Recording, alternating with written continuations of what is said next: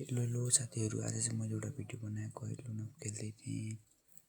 मेरो चाहिँ योसँग परेको थियो। यता मैले फर्स्ट राउन्डमा 1 ट्याप हानेँ।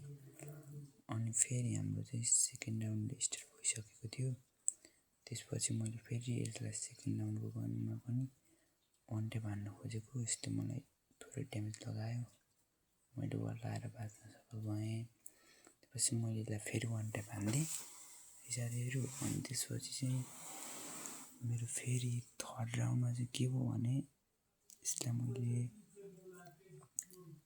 चाहिँ मैले मेडिकेट गरौँ यताउता नाच्दै थियो। अनि यसले ग्रेनेड फ्याँक्थ्यो म माथि। अनि म चाहिँ यतापट्टि गएँ।